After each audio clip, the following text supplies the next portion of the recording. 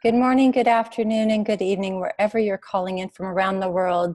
My name is Sandy Hart, and I am the director of the Women and Girls sector of the Charter for Compassion, and it's my delight to welcome you here this morning for our final call of the Reaction to Response series. It was 1 year ago about that our Women and Girls ambassadors were recognizing the tensions in the world required a new reaction. And so collectively we produced and came up with the idea of the Reaction to Response webinar series, of which Lisa Berkley has so profoundly and carefully crafted this series. I invite you, if you haven't been on every one of our calls, that you go to our Charter for Compassion Women and Girls website page and watch all of the calls in our series and the wide variety of calls and topics that she has covered. I want to take this time to thank Lisa for her extraordinary leadership, careful research on every single one of our thoughtful speakers for this series. I'm going to disappear in a moment and leave Lisa to speak with our guest extraordinaire, Joan Marie, who I can't wait for you to hear about. And then you'll also hear about the next iteration of these series, our V2020 series. But for now, I just wanted to take this time and thank you all for being a part of the Reaction to Response series, and especially Lisa. Thank you for your leadership and your amazing skills at leading this series with grace. All right, thank you, and I hope you have a beautiful call. We will. Thank you, Sandy. Thank you, Sandy. Okay, so good. As Sandy said, good morning, good afternoon, or good evening. This is the Reaction to Response webinar series. This is our final, I guess we could say, episode in honor of love, care, compassion, and women and girls rising around the world. It is no coincidence that we are here on Valentine's Day, the day of love. And so with that, we're going to jump a little bit into our call, but I do want to take care of some official house cleaning before I always do that. Housekeeping, not house cleaning, sorry. So as you may know, this is Reaction to Response. It's an opportunity to hear from thought leaders who are helping us shift from fear-based reactions to care and compassionate responses. We were birthed through the Charter for Compassion's Women and Girls sector, and we're in over 400 cities with 1,800 partners in 53 countries. You can learn more at thecharterforcompassion.org. Today, the call is being recorded. If you have any tech issues, you can go to zoom.us. And if you have any questions or comments for today's conversation, if you are participating live, you can hover down at the bottom of the screen and you'll find a question and answer section. Or if you want to communicate with the entire group, you can type in the chat. Also want to just take a minute and thank the fantastic people working behind the scenes: Sandy Hart, Brianne Lathrop, Susan DeGaia, and Betsy Spano. So today's guest is Joan Marie, who, among many things, has been foundational in the compassionate movement throughout California, as well as in the women and girls sector. Her profound work of healing, educating, and serving as an artist, Joan is filled with love and wisdom and a deep commitment of doing the inner work that's required to create change in the world. I can say so much more about her, but I think the best way for you to learn about her is through today's conversation, and then further down the road, actually beginning next week on February 21st at the same time that we meet here, 8 a.m. Pacific time, she'll be launching the Charter for Compassion Women and Girls sector's new webinar series called V2020. So let's just kind of jump into this conversation and welcome Joan. Hello, good morning. Happy Valentine's Day. Yeah, thank you. You know, it's really funny. So for people who have been watching this series for a while, normally in advance of this webinar, we have like a brief conversation, myself and our guest, sort of putting an outline for the call. And I knew this was going to be a different call because you and I have had 3 conversations, none of which did we ever discuss the actual outline for this conversation. Yes, we did. We covered a lot, which is connected, not ironically, but both to the how we shift from reacting to responding, and how we vision the future around building a more peaceful, compassionate world where women and girls are in equity, and not just women and girls, but all human beings, and living in sync with our beautiful earth in all of her in all of her animate and inanimate beings and objects. So, do you want to tell us a little bit about V2020, and if you can sort of integrate the birth of it and how it ties into the work that you're doing? And by the way, for those who are listening now too, you can learn more about Joan Marie on the Charter for Compassion Women and Girls Sectors page on charterforcompassion.org, and you can also register for next week's webinar there as well. Okay. Okay, go. Well, thank you. Well, it kind of started a few years ago, basically in the beginning with, I started coordinating locally we started participating in the United Nations International Days of Peace. Mm-hmm. And so from that work, it gave me the opportunity to get involved initially with Laura Hansen with Compassionate California. Mm-hmm. And that was how I started learning about the Charter for Compassion. And then from there, that led me, Laura and I became co-founders of Compassionate Capital Region, which we're in the capital of California, Sacramento. And we wanted to not just be the city of Sacramento, we wanted to include that whole area. So we call it Capital Region, and there's 7 counties involved. So, so that got me really immersed in the compassionate work. Mm-hmm. And then I got connected with Sandy, and I feel really called as a woman being involved with Compassionate Women and Girls, that it's very inclusive of the whole project, yet it really focuses on supporting women and children in moving forward. So I became a steward of a red tent.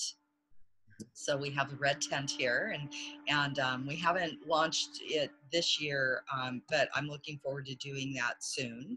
So I'm going to just interrupt you. For people who are not familiar with when you say steward of a red tent, can you talk a little bit about what that is? What that means?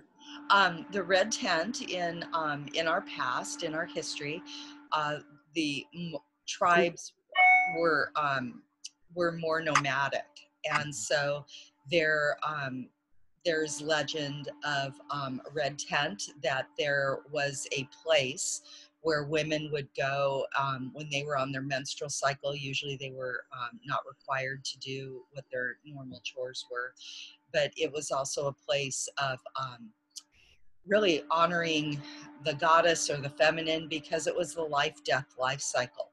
Young women started their menstrual cycles, women gave birth, elders died, you tended the sick there, that it was a place to rest and commune and to share. And so that's part of what we want to give back and bring back to women and young girls now, is a symbolic place where people will know that they are safe to share from their hearts and their souls, and to also listen to where we all connect, and that's really a foundation of where we can grow together and move forward. Okay. Thank you. Communing's a big word for me. So. Good word. So anyway, you didn't mean to jump down the rabbit hole, but I just want a little bit of context for people who were unfamiliar with what that is. So you were continuing to talk about the work that you've started around compassion and women, and certainly being a steward of Red Tent. Yeah, thank you. And so being involved with Compassionate Women and Girls, along with working with Sacramento becoming a compassionate city, which we did have it passed through the city. We just haven't had the the final kind of touches being put on it where we actually create a celebration. So we're going to work on that. But what's really awakened me, I think, with the V 2020 is a few years ago, I became aware that the year, bless you, the year 2020 is going to be the 100th anniversary of the United States of the 19th Amendment, allowing women the right to vote. I always have to do this. And so that'll be 100 years. And then it's also the 150th anniversary of the Mother's Day Peace Proclamation, which I think I'm going to be reading later in our talk. And that really called me as an individual. It's kind of a template of a calling of all women from all parts, that, you know, we're really a human family, and that the year 2020 felt symbolic for me. I love to play with words and look at word origins, and so when I saw the year 2020, it made me think of you know, there's a TV show called 2020 where they look at things more deeply. 2020 means you have perfect vision. So I was thinking, wow, you know, okay, so maybe we're moving towards a time where we're going to have more of a mass awakening of an evolution in consciousness. And through continued meditation, what I was shown was that it's even bigger than that, that this really is an energetic evolution of consciousness, not just about our minds, but about our bodies, our spirits, the essence of who we are, why we're here on the planet. And that makes me really excited about being here and being a woman and listening to Reaction to Response. I think it's, I'm so honored to be in this process with you, Lisa, because I think the work that you've laid out before this call is really foundational about how tools, like a part of our toolbox of how we move forward ethically and with integrity, and honoring ourselves and honoring others, that, you know, we really need a process. We need support. We're going to make mistakes. We're flawed human beings. And how do we stay kind and compassionate in the process? Mm-hmm. Well, yeah, you hit a lot of things. And, you know, as we're talking about this shift from reacting to responding, you know, Sandy made a really, she touched on it, but she didn't dive into it. But that when the administration became what it is under Trump's leadership, with this, you know, we're going to grab them by the pussy statement, and the fact that we could allow such male domination and phallocracy to step into a leadership sort of governance for our country, it really did wake a lot of people up. And in the women and girls sector, you know, we were looking at, there was such outrage. And so we were saying, how do we change? How can we be a voice of leadership? How can we help people shift from being so fear-based and anger towards care and compassion? And in this time, you know, Sandy's done an incredible job of helping to build the women and girls sector. And we've really started from a movement. Now we're not just shifting from reacting to responding, but really visioning the future and leading the way for showing what do we see and how can we open the door and walk through with care and compassion, but also what does it mean to be feminine? And what are the feminine principles? And throughout this series, we've kind of shifted from male and female to, you know, we're more inclusive. And what does it mean to be a whole being? How do feminine and masculine traits and qualities, how do they play into each individual? Because we're not just one, we're a combination of all of the diverse pieces. And yet, we haven't really, in the world that we've built to date, or in the past couple of 100 years, we haven't really looked at what what is the feminine? What does it mean? What are the different aspects of feminine? And so I'm going to just shift back to screen share for a second, and I want to look at the logo of the V2020 image, because it's a really, can you see that? It's a really fun logo with very important words. And you spoke about the origin of words and understanding the words. So can you talk a little bit about the logo and how it ties into the diverse aspects of feminine energy? Yeah, I'd love to. One of the things, when we have an opportunity to really look at our history and notice that there's been a systematic, very conscious, I want to be careful with my words, that there's been a process to really change how people think and feel about the feminine. Mm-hmm. And I feel they've done, there has been a very successful undertaking in removing the feminine from the sacred. And so a lot of the feminine has become profane.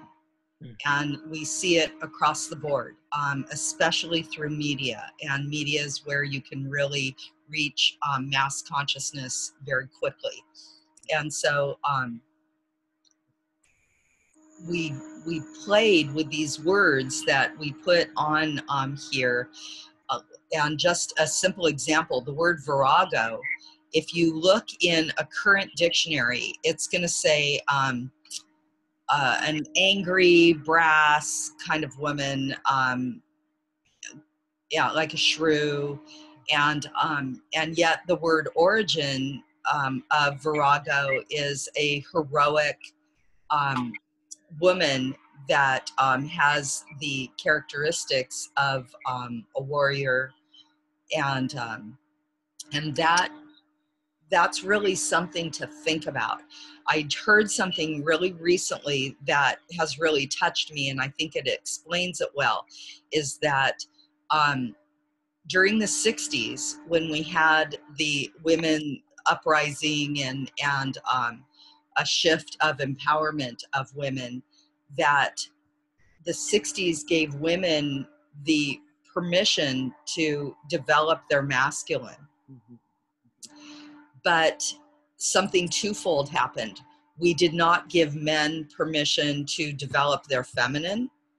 And as women, we've kind of lost the sacredness of the feminine, and the how imperative it is to incorporate the feminine in everything. And I think that that's part of what's happened with our environment, that honoring Mother Earth, honoring Gaia, that that it's a time that we really consciously take moments to explore what has been made profane. Mm-hmm. The word whore comes from Hora. It was a goddess of the temples, or priestess of the temples. And look at how we treat that now. We have rampant abuse of women and children, and it needs to be addressed.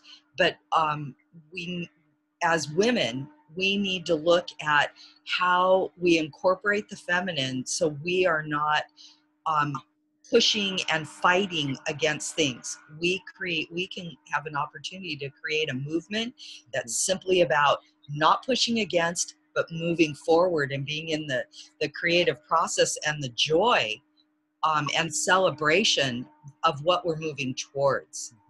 So hopefully that kind of summed it up. Yeah, I think so. I went back to focusing on you rather than the image, because you're sharing such incredible wisdom that talks about the history of the feminine. Where are we moving? And you know, when we look at this at our society, and also this has been one of the goals of reaction to response, has been to look at the sustainability goals. And so I'm actually going to put those now back on the screen for a second so we can talk a little bit about those. And then also about SD18. Hold on, let's first Yes. we're gonna jump back and forth. So just so normally we jump into a conversation about the 17 Sustainable Development Goals, but then we break into something that is, I think, a little bit more relevant to V2020 and to this conversation, which is in one of our conversations, I believe it was in September of last year, when we were looking at human security. Sandy came up with the idea we really needed an 18th goal around self-awareness and personal agency. Which is really about the role that each individual has and the responsibility that goes with shifting ourselves and shifting consciousness. And so I know that this is a big theme in V2020. So do you want to talk a little bit about that? Oh gosh, absolutely. We're going to be at the Parliament of World Religions in November, and we really want this as our core, because the SDG 18, we feel, is really the foundation. That if you look at the 17 goals, we've been working on these for quite some time. These have been issues as a society that the world has been addressing, and they don't seem to get better. And we feel that the 18th is really the foundational, that if we evolve and balance our own inner masculine, our own inner feminine, no matter what our sex is, that's kind of secondary of whether we're in a female body or a male body. But if we balance those and we have self-awareness and personal agency, that is really what is going to create a quickening in change. I'm trying to figure out how to get the slide. There we go. Okay. So that's the exciting part, is I feel the more we explore this, the more there'll be an acceleration, and that's part of the groundwork that we can do. So by the time we are in the year 2020, everything's going to be rocking and rolling and really moving forward, because we're consciously evolving, and that's what 18 supports, I believe. And you know, in one of your and my earlier conversations, we also talked about how the more you become true to yourself and are able to incorporate your emotional intelligence and spiritual intelligence and basically self-awareness, the more you'll feel called perhaps to participate in improving. You'll step into your higher calling or your higher self, and in that process that will inevitably shift the other 17 goals, just because the consciousness is shifting, and care and compassion and the way of the heart will start to become much more prevalent rather than fear and that. So absolutely, really, and moving us out of a victim.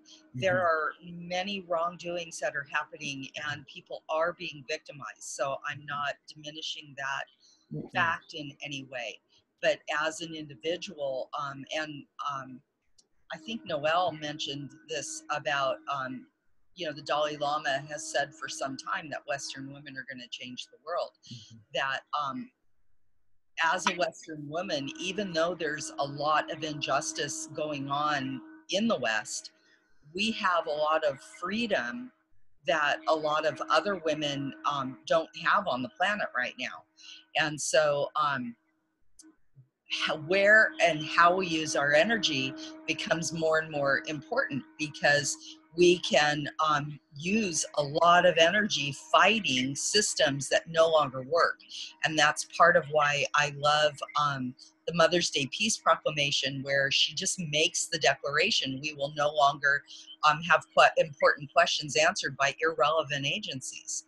So how do we just keep moving forward? I watched something last night where Quincy Jones was talking about how the injustice of, as a performer, you know, he would be working in white clubs, but because of segregation, he could not go through the door. He could not eat there. He had to eat, you know, in a back room, just the injustice. And because someone famous stepped forward, Frank Sinatra, who was not a perfect human being, but he had goodness in him, because he stepped forward and recognized this is not appropriate behavior. He stepped forward, claimed his voice, claimed his power, and he stopped that behavior in less than a year of how segregation happened. And I think that that's an important statement, is that we need people of power to step forward and say, this is no longer acceptable behavior, period. And I think that that's part of what the movement has been. I think it's also not just people of power. It's if you are in that, because sometimes that has an association of, oh, you're a famous or wealthy corporate or Hollywood personality, when in fact it actually comes down to a much smaller situation. It's if you are any person who is watching some kind of injustice occur, and speaking up is not going to cause greater harm to the situation, then that's actually your moral or ethical right on some And level. Responsibility in a way. Right. Yeah, actually, that's correct. I use the word right, but it's your duty. So you've made a reference to the proclamation, the Mother's Day proclamation, and even though we're not at Mother's Day right now, it should be every day, because every day should be Mother's Day, number one, and Father's Day. Maybe a Human Day, but do you want to take a minute and share that with us? Sure. Just some background on it. 150 years ago was during the time of the Civil War here in the United States. And it was a time where families were very divided. And so Julia Ward Howe wrote this proclamation to declare a day where families could come home to their mothers and not kill each other, basically, and a declaration against war and the harm that war creates, and that there's got to be better ways to solve solutions. So this says, "Arise then, women of this day. Arise, all women who have hearts, whether your baptism be of water or of tears. Say firmly, we will not have questions answered by irrelevant agencies. Our husbands will not come to us reeking with carnage for caresses and applause.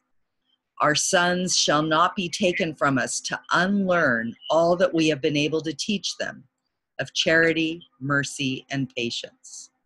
We, the women of one country, will be too tender of those of another country to allow our sons to be trained to injure theirs.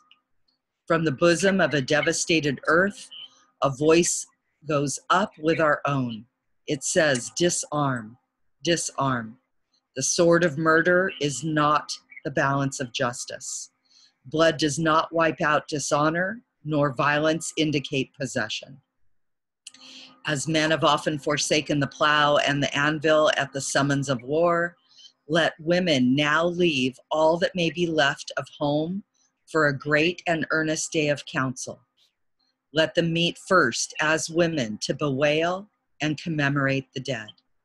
Let them solemnly take counsel with each other as to the means whereby the great human family can live in peace.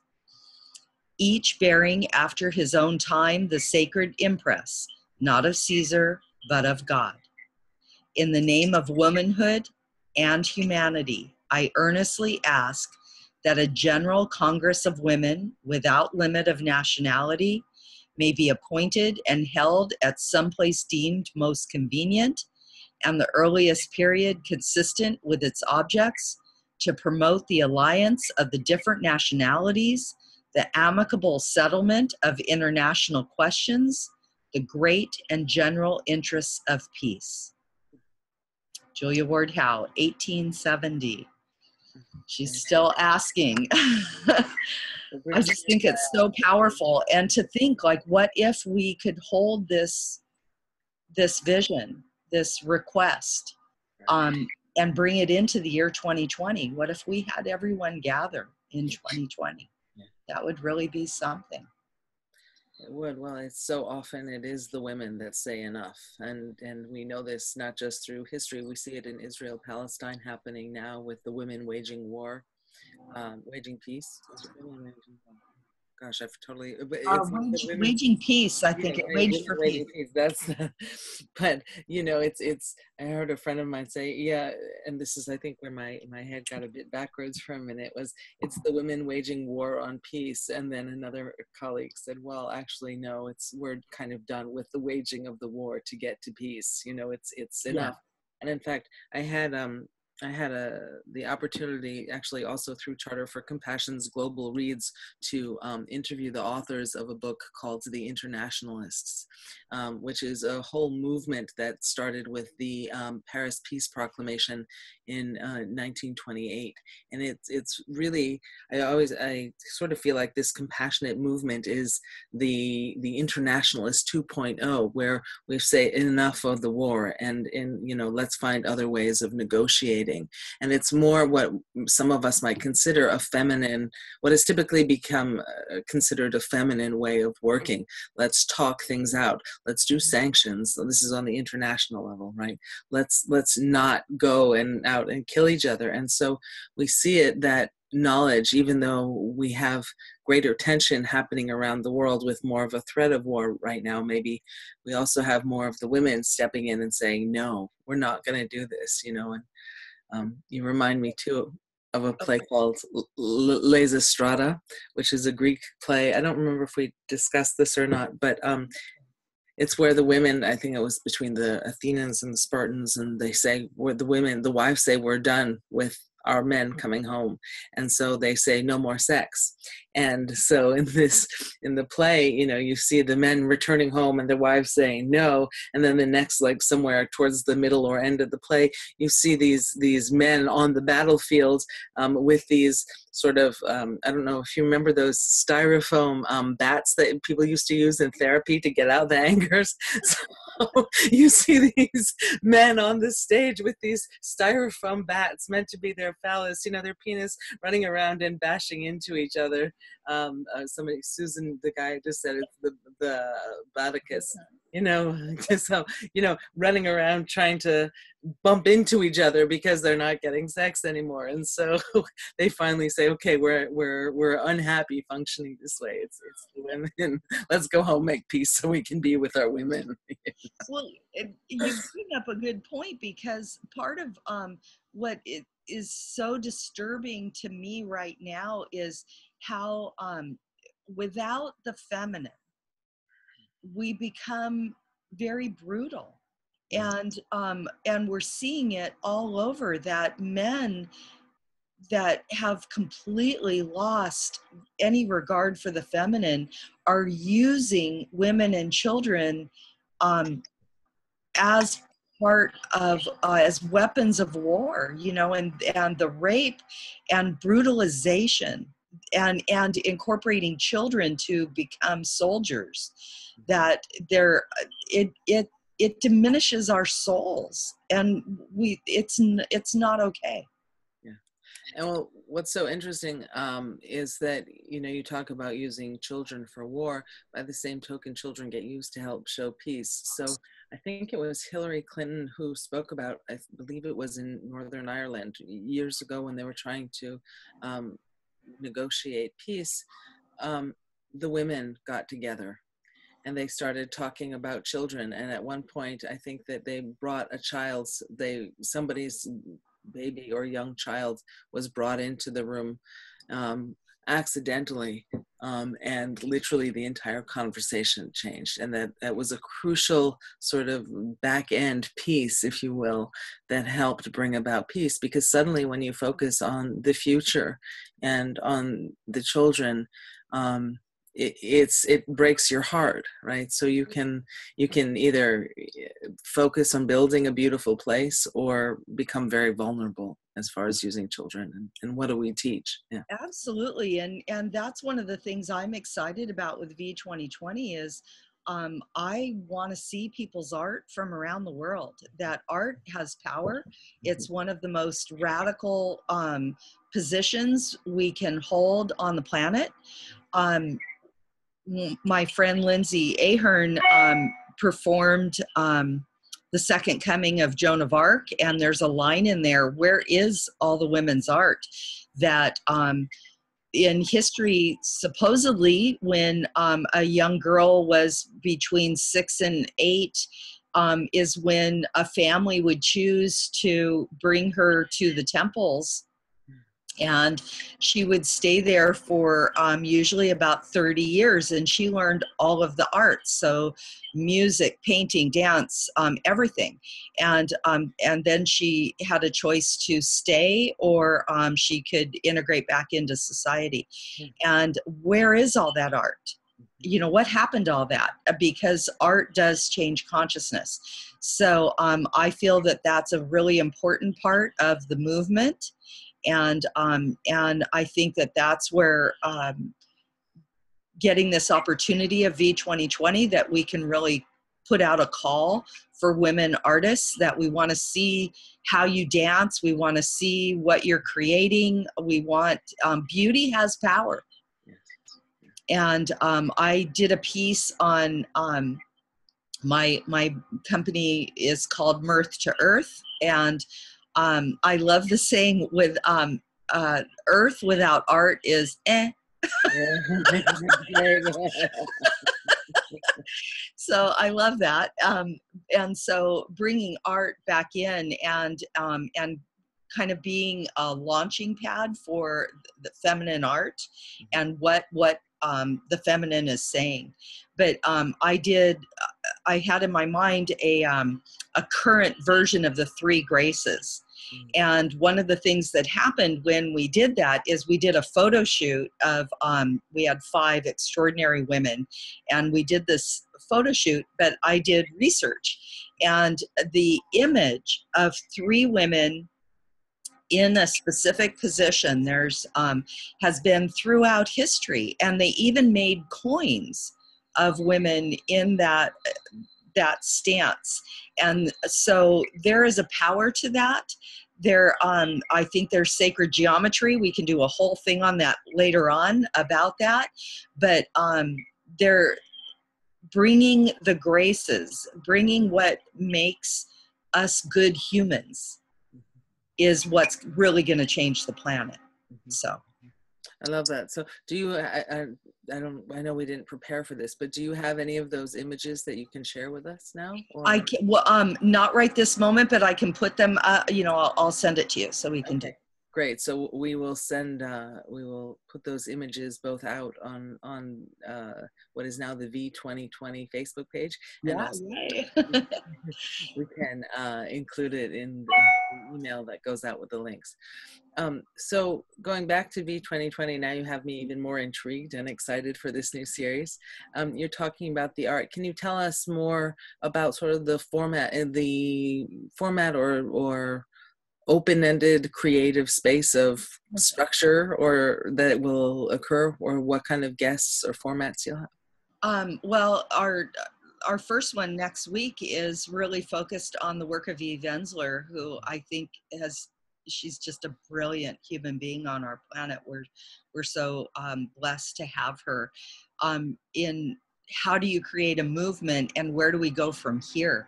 They have V20, which is the movement with 1 Billion Rising, and the Vagina Monologues have been performing for 20 years. This is the 20th anniversary, and yet here we are. And in some ways, it's 2 steps forward, 1 step back. That we have a lot of really difficult things going on, and we want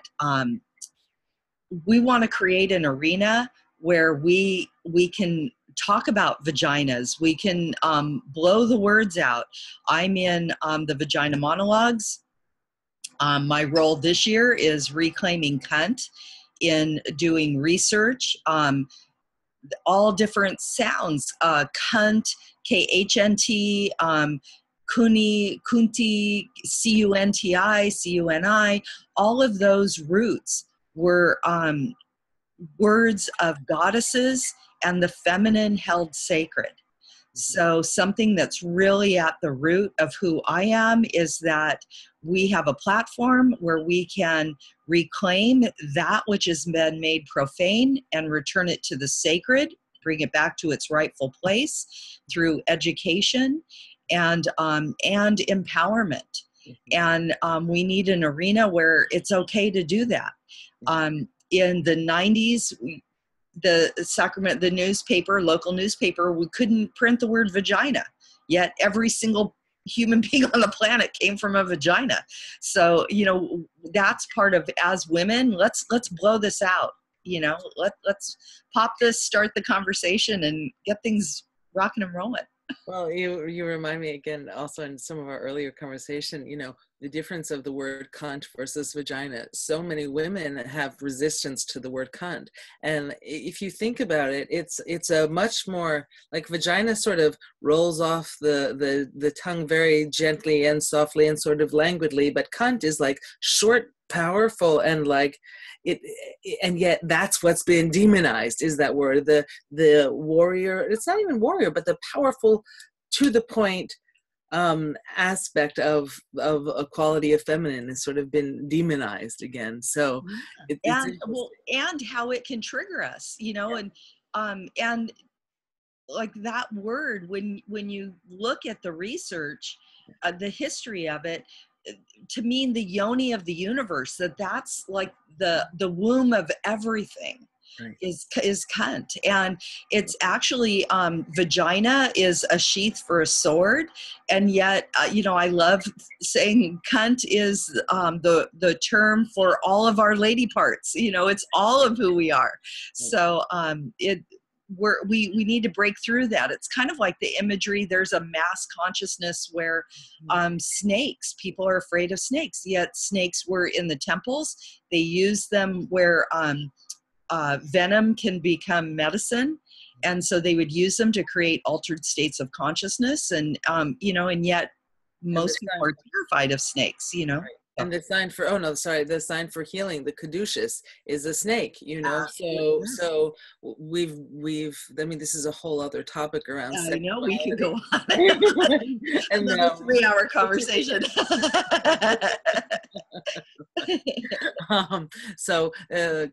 For those who can't see, Catherine Van Alm is saying that there's a film, Chirac. It's a film based on Les Estrada by Spike Lee, Art, Media, and Imagination Nexus. So nice. It's a film that's worth checking out. Yeah. So Spike Lee's brilliant. So. Yeah. So before we continue down the road, and I thought we would read it a little bit later, but it seems since we were starting to talk about Eve Ensler's work and the forthcoming, for your premiere webinar, Noelle Kanan is a South African Israeli poet, and she has written a beautiful poem called 1 Billion Rising. And so I'd like to share that with you, if that's okay. Yes. So 1 Billion Rising for Eve Ensler, for all of us. I'm getting emotional.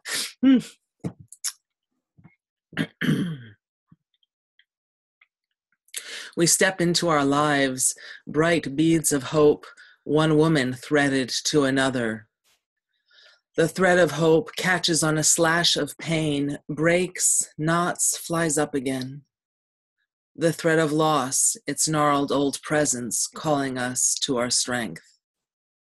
The thread of rape, scars corrupt kindness, recovery, a long, slow shape. The thread is pain, the thread is stop, and we will stand, thread by thread, hand by hand, in Africa and in Asia, in the West and in the East, and we will dance and we will sing and we will shake the earth our very lives depend upon. We will give our huge thundering heart its ancient pregnant roar. We will stand across the world, walk out, dance, rise up, soar, for we are 1 billion birthing, 1 billion rising, holding the thread, breaking the chain. We are Lucille Clifton's lovely line of women stepping without fear or guilt or shame. We are Eve Ensler's Girl Cells and the Song of Songs, the cry of hallelujah, the transforming of all wrongs. We are mothers and we are daughters, sisters and wives. We are every woman and each woman distinct beneath the skies. We are beginning and we are ends. We are wisdom and we are ripe. We are 1 billion rising, a current set alight. Mm-hmm. It's extraordinary.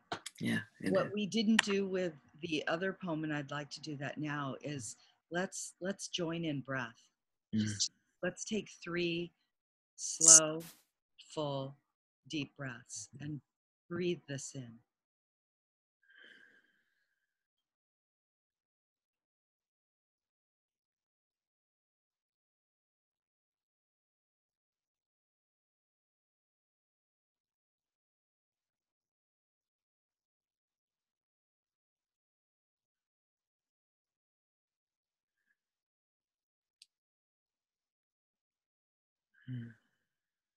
Thank you.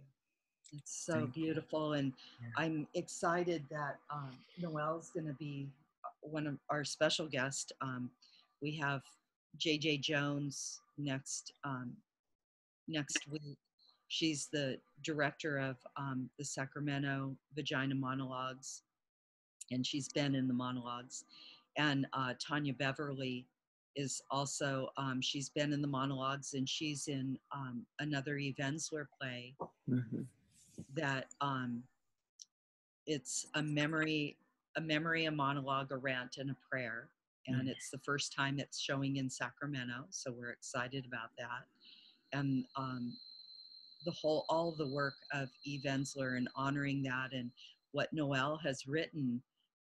What moves me about 1 billion rising is what if we start saying 1 billion have risen? Right. We're here. That's right. Well, it's interesting you say that because, after with the women's movement that started, so we'll say that at least the second iteration, or where it has evolved into, post-Trump, is the term woke.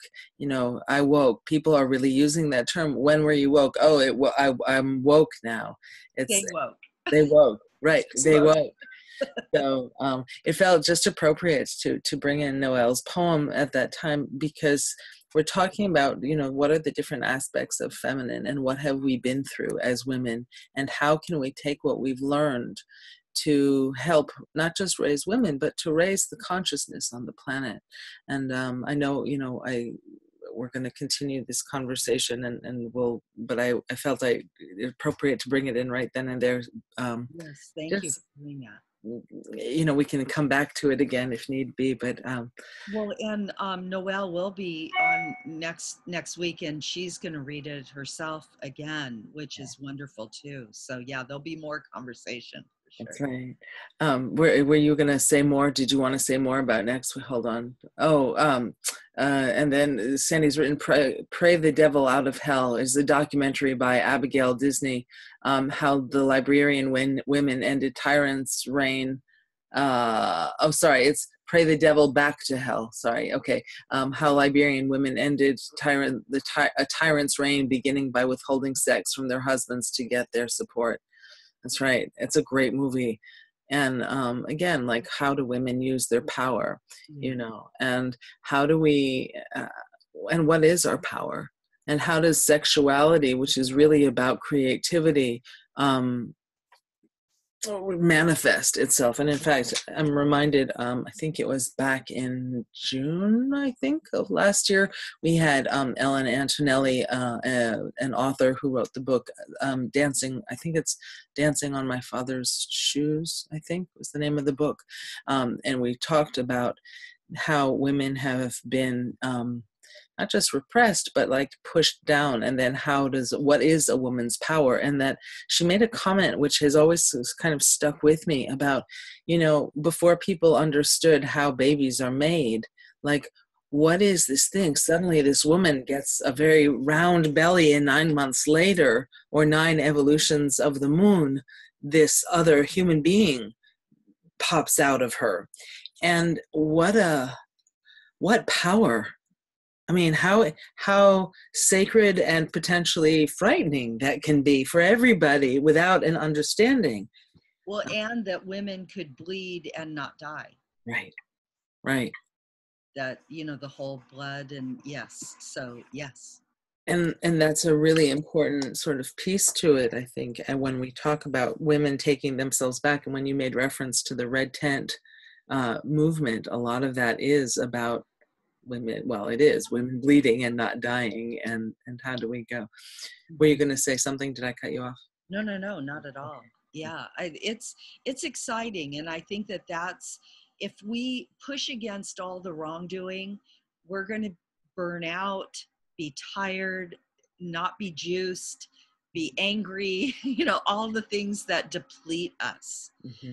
And if we focus on supporting each other and creating beauty, moving forward, becoming good human beings through the 18th, the SDG 18, that is going to cut our passion. And the passion is our power. It's what propels us. And all of the 17 sustainable goals, we will be called to which ones of, on which will restore the earth, which will restore our planet. So, yeah. So I don't know this about B2020. Is this going to go straight through from now until 2020? I don't know, it's evolving.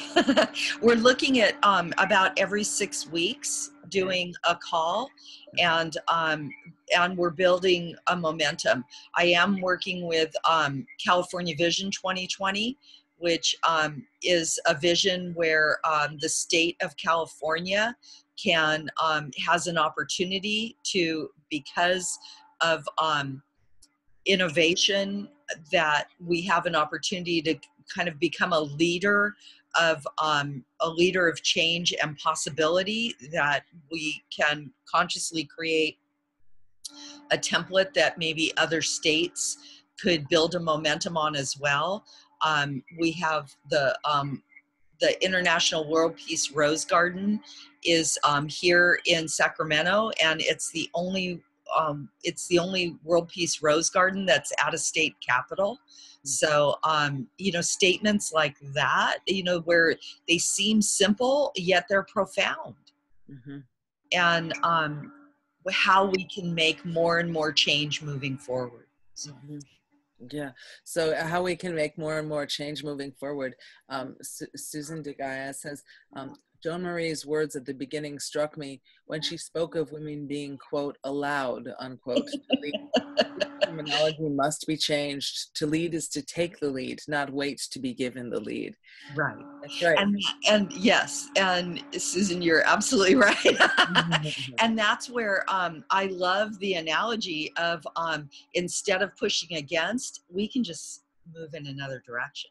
Mm-hmm. And I think that's what we're doing, is we have an opportunity to take a lead that say, you know what, we're not going to be governed by irrelevant agencies anymore.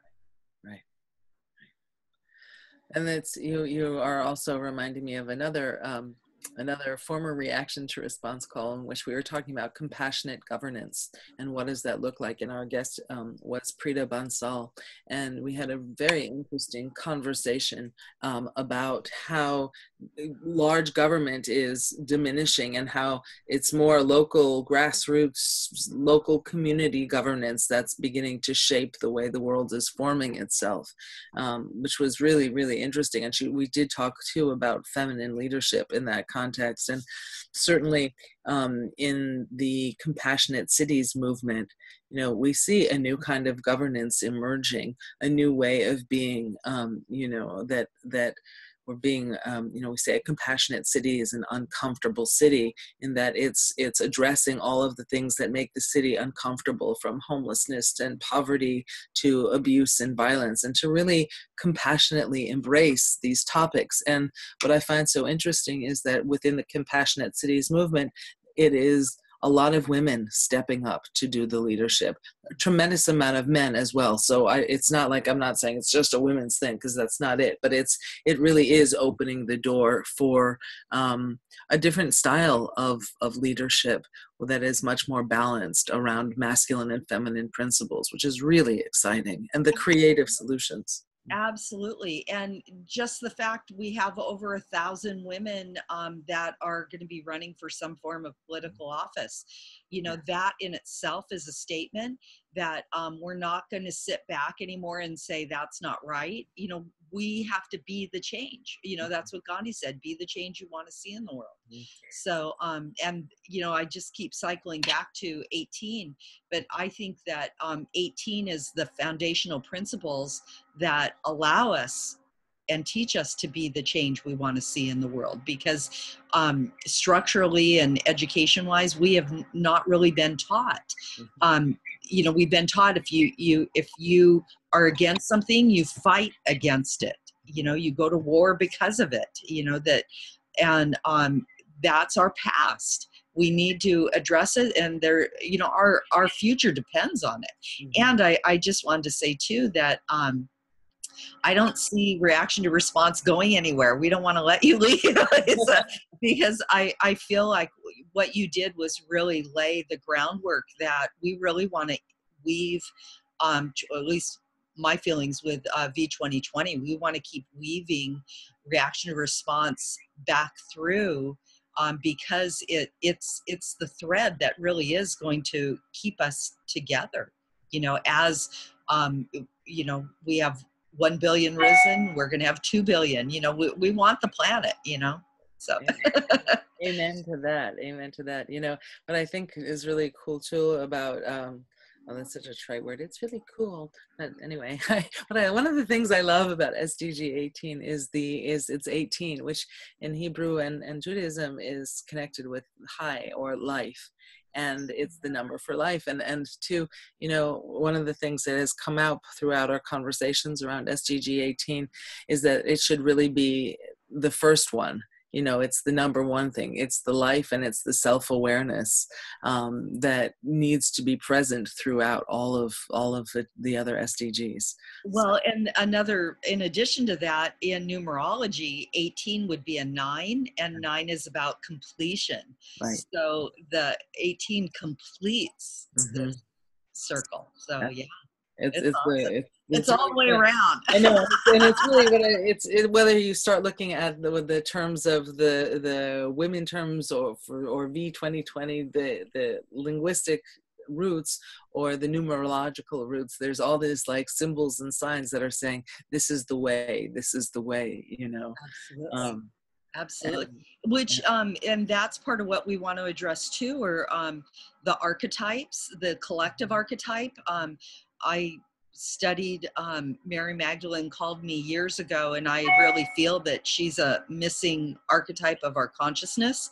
And I think that's why an awareness flooded in and people just embraced it, because there's an unconscious longing and knowing that we all want to be a full human being.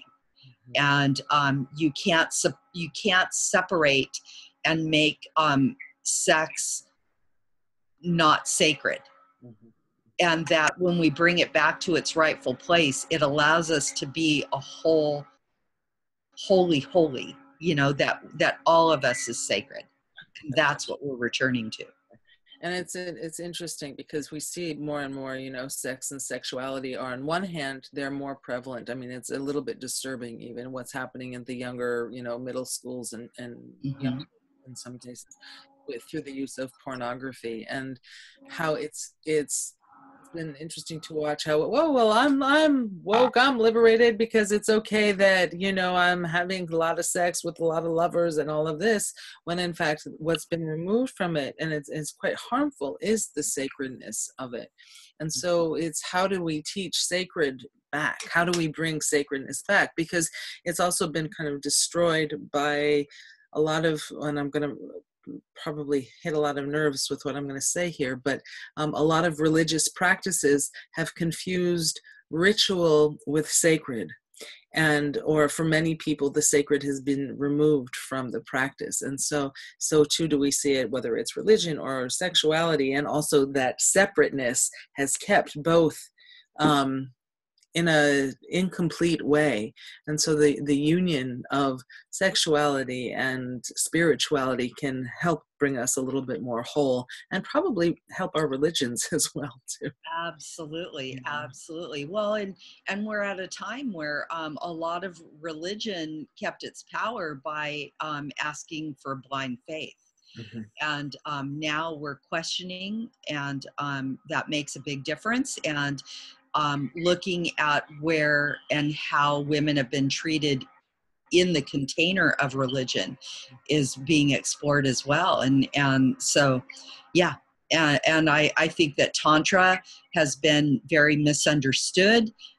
Western culture has contained it to think that it's only something sexual, and it's not. It's, very much about a whole human being, who we are in humanity, and returning everything to the sacred. And that's so much a part of the feminine. That's right. And yeah, and as more and more women wake up, that will be what is demanded. And it's not just woken up like, oh, I have equal rights. Sorry? Oh. Well, and for, I think, a really big key, and this is perfect because, our hours come to an end, but the whole thing about pleasures are power. When I marched in the Women's March a couple weeks ago, I have a poem that it's not even, it's only 4 lines. And actually it was 3 lines before I got a 4th line, but it was, our body is the temple, our breath is our prayer, our heart is our altar, and our pleasure is our power. That's beautiful.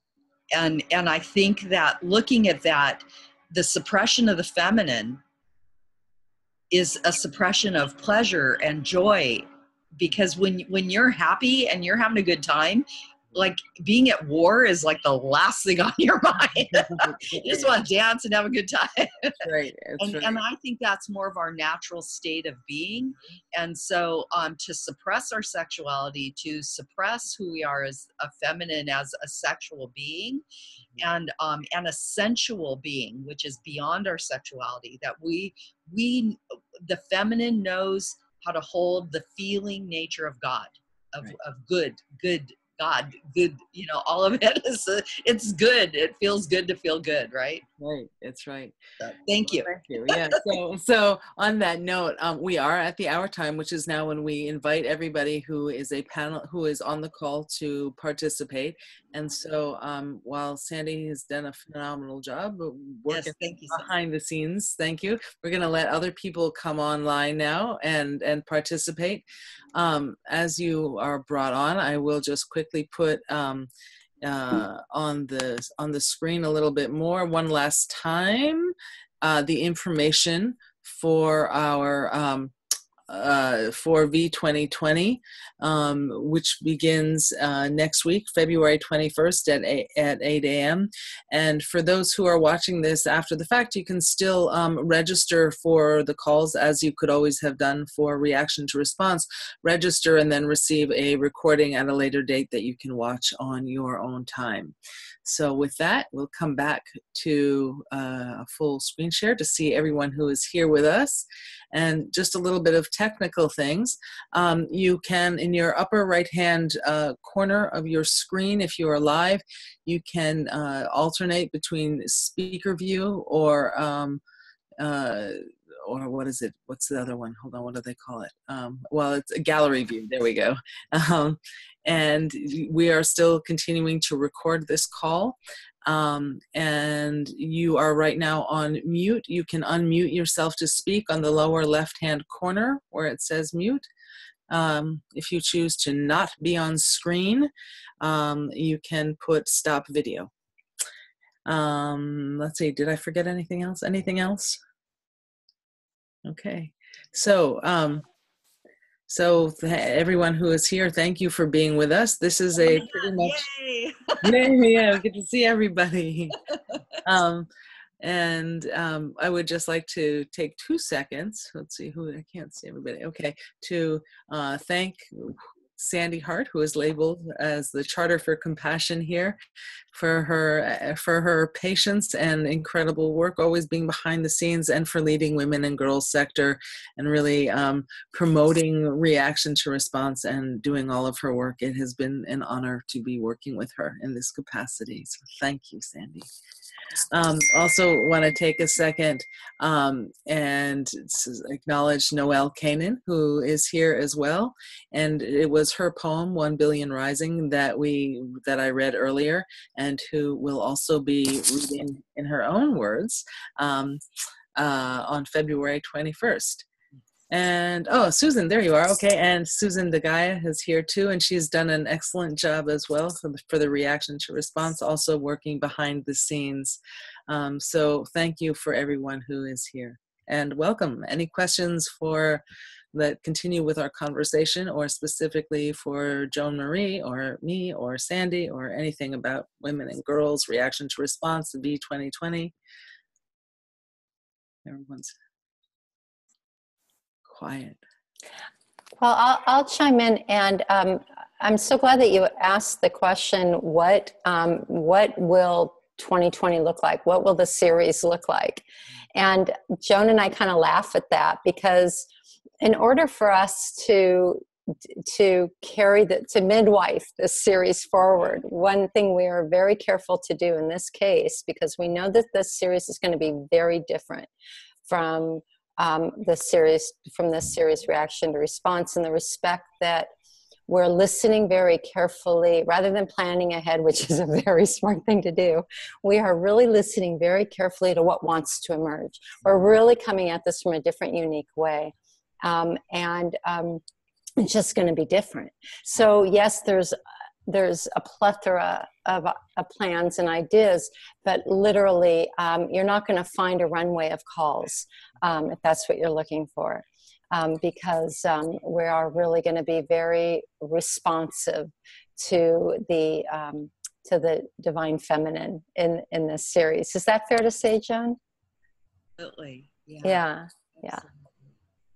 So, and you've just heard from Joan, and you can, I trust you can tell it's going to be a very thoughtful and invigorating and thought-provoking and shape-shifting conversation time after time. So I'm really looking forward to it myself. One of the things that Sandy and I talked about as well, and Brenda Gustin is here in Sacramento with us, that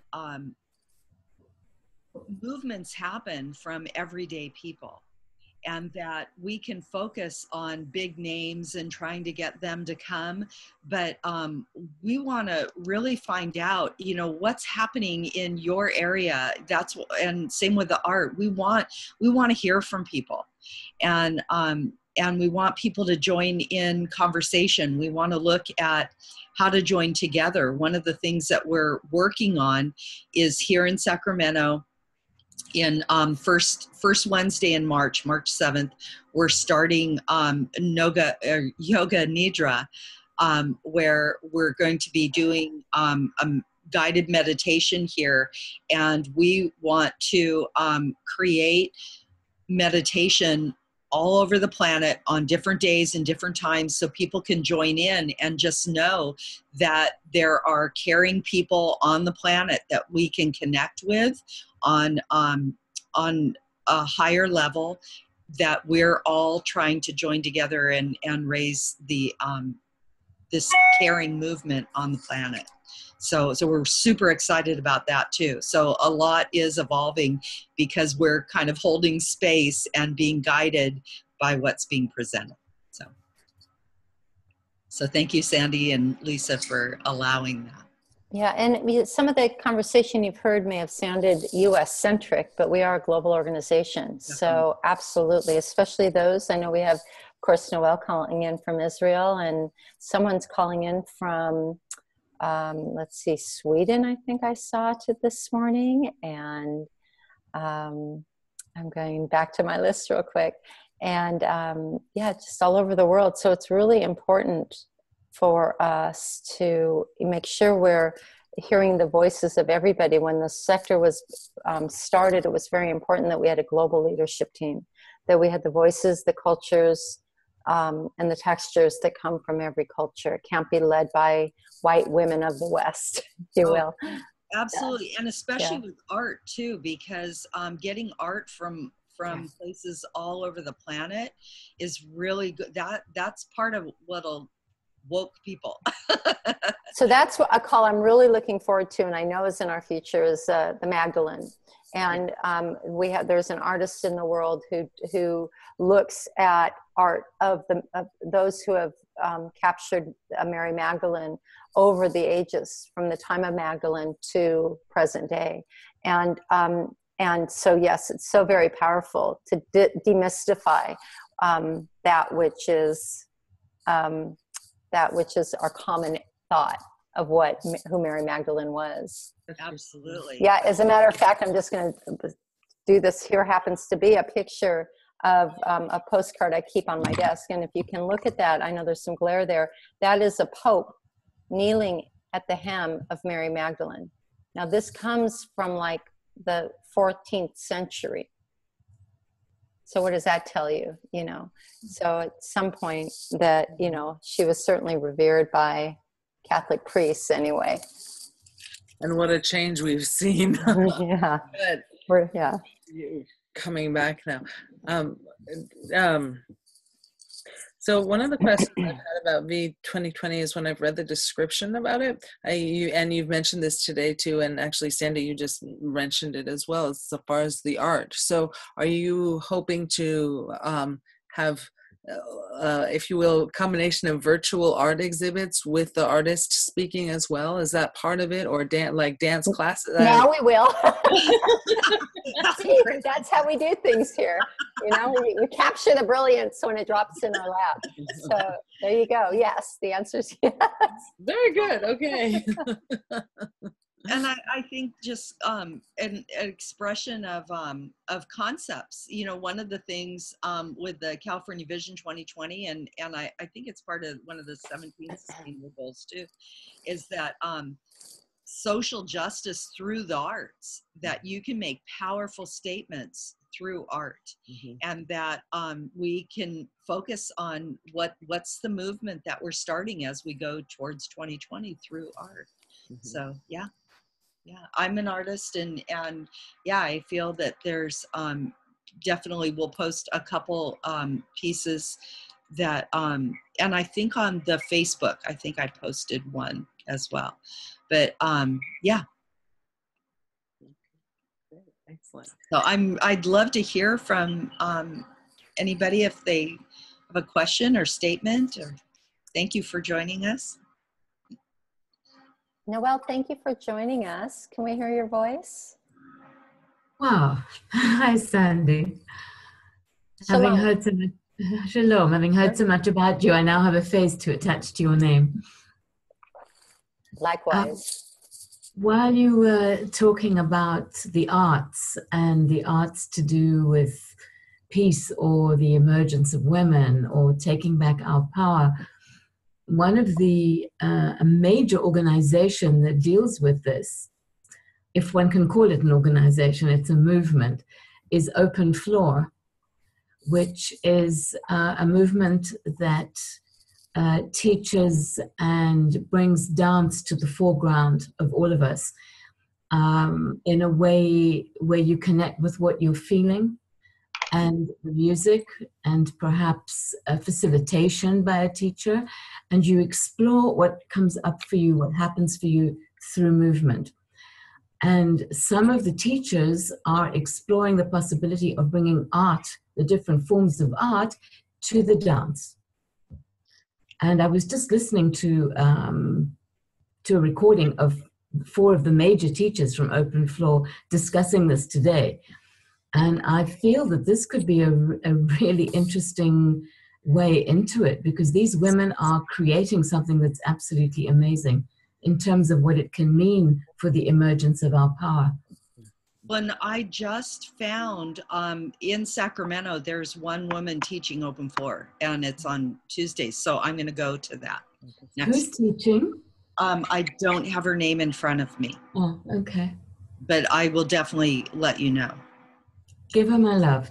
That's part of the movement that we want to do is on V2020 on the Facebook page, you know, through our social media, we want to let people on the planet know what's happening. So wherever you are, you can tune in, you know, even if it's just being in your home, just knowing that you're dancing when other people are dancing, that this is the revolution. The revolution will not be televised, right? That it's up to us, you know.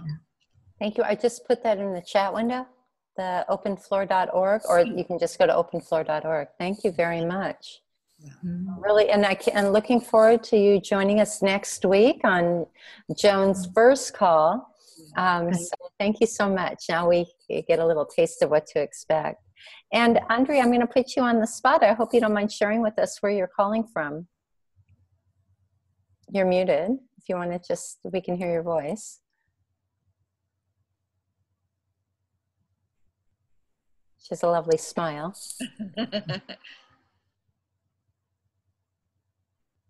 Oh, you're still muted. Yeah. Lower left-hand corner, there's a microphone. It says mute.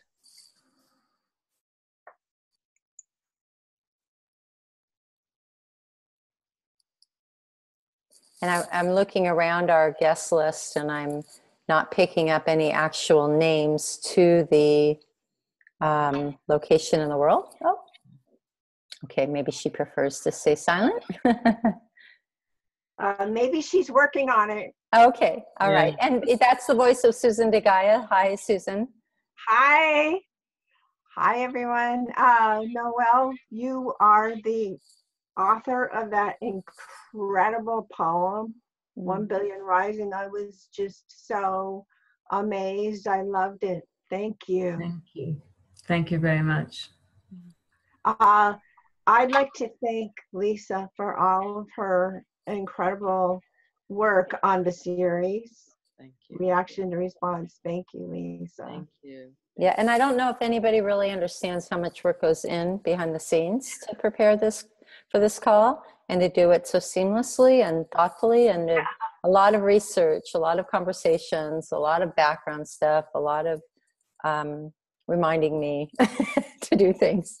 So thank you very much, Lisa. It's been a wonderful series, and it's bittersweet. I mean, you like Joan said, you really did launch us into something very important, and that thread will continue. It's not going away. As a matter of fact, the name of the Facebook page is still Reaction to Response, because it's still very much a part of that. It's very much SDG 18. It's remembering our personal responsibility to breathe in the moment and to respond rather than react.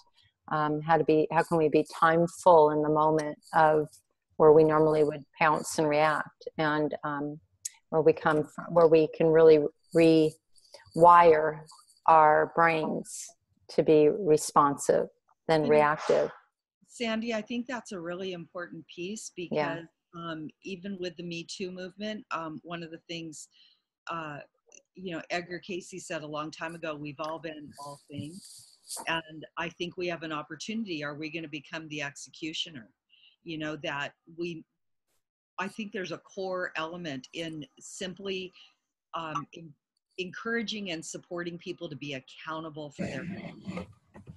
That we don't need to execute people, we need to educate and hold people accountable for their behavior, and that's what will really create change and movement. And that it's important that we you know, we don't become the executioners. So. Absolutely. And thank you for pointing that out, because it's not a she versus he thing either. And that's that this is not business as usual. you know, and that women are just standing up to men. This is inviting a divine feminine rising in everybody. And so with that, I cannot miss acknowledging Mike for being a consistent divine feminine presence in the body of a man, for being here on every call. This is not a call just for women. We invite everybody to these calls. We have partners who focus on men supporting women. We have partners that are men doing work to improve condition of women and girls. Yet Mike is the one who always shows up. So I want to thank you and honor you and bow deeply to you. Mike, you want to say hi? Oh, you're muted still. Or maybe your microphone is down. No, we still can't hear you. We can hear you. Oh, now try it again. Unmute yourself. Let me unmute. There you go. Oh, I muted him. Hold on. Okay, you unmute yourself. Keep muting him. He keeps unmuting. Okay, go.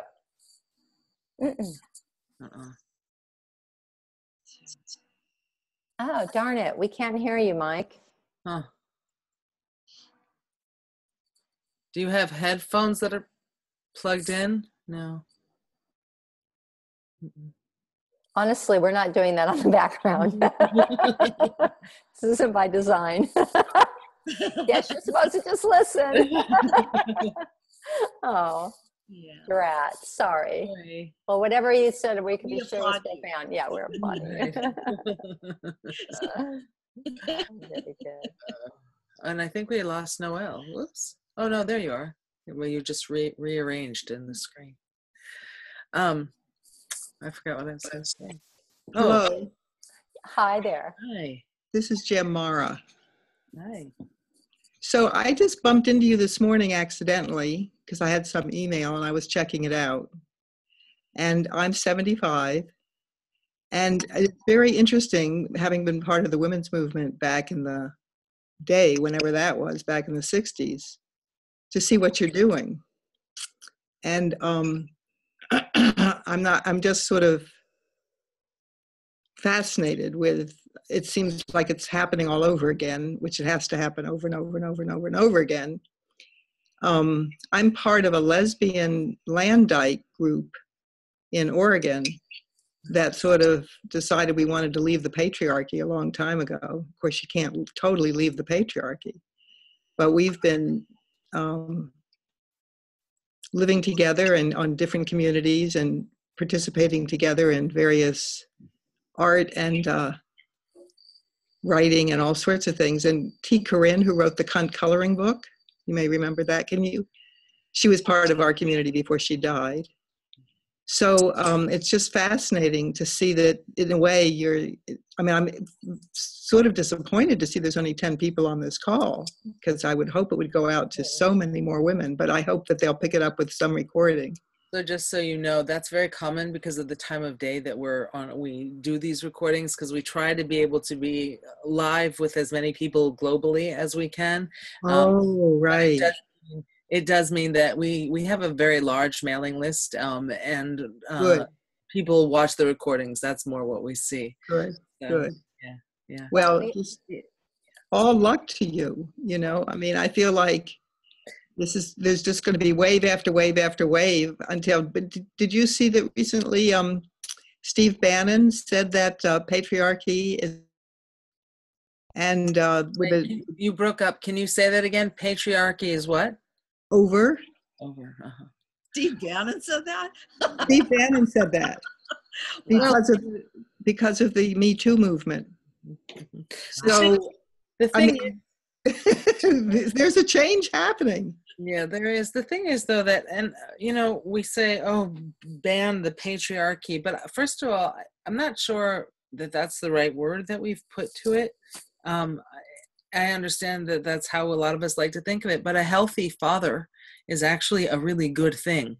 A healthy patriarchy would be where the men who are in leadership, embrace women and partner with them, and also help to raise healthy children, both men and women, or girls and boys. But there's a word that I recently came across, phallocracy. which means love of the penis, of the phallus.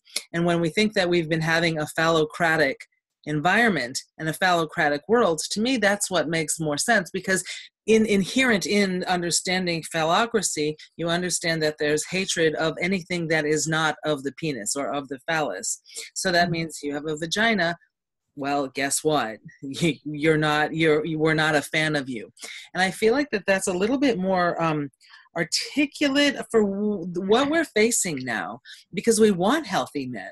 We want healthy women. We want healthy everyone, right? And so when we talk about that, like, what are we facing? I mean, I'm glad that Steve Bannon says we're done with the patriarchy. Okay, but in the Me Too movement, there's also a lot of harm that's been occurred from this movement.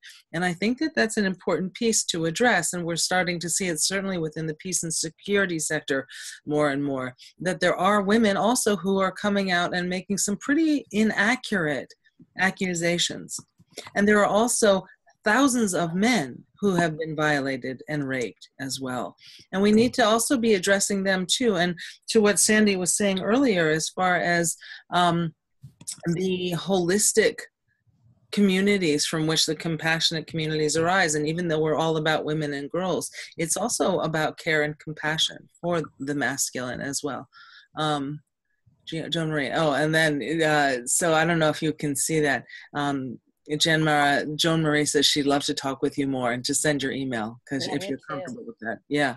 Absolutely, because it's you who we want to listen to. I'm sorry, I didn't mean to interrupt you, Lisa, but yeah, I just want to plug in here. Because you were there, we want to make sure that we're careful in how we're leading our community into this conversation, and we're careful about what didn't work in the past.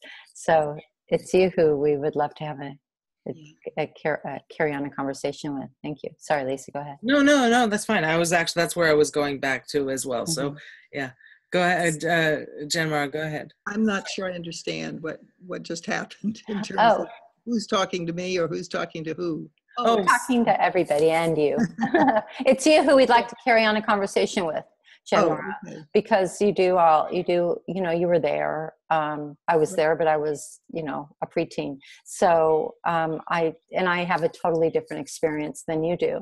And perhaps Joan was a little bit closer, but then it's really, we want everyone's opinion. We want everyone's contribution, voice, heart, and mind on this. So absolutely. I'm glad that you accidentally dropped in. Yeah. It's quite interesting. And to that point also, there are some people that were on the call that didn't stay for the whole call too. And that we do have a mailing list of over 200,000 people. So great. We outreached over a couple 100,000 people. So good. Yeah. Good.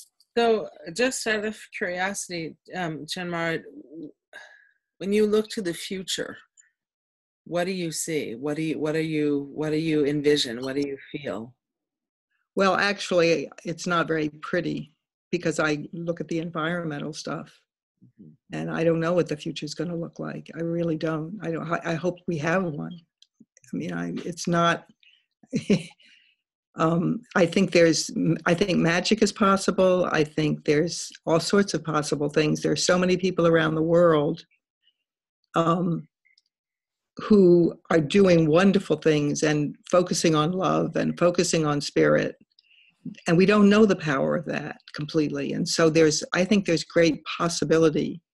But aside from something that's almost magical, I don't know what's going to happen, given I just saw, a thing this morning about the sea rising so much faster than they expect.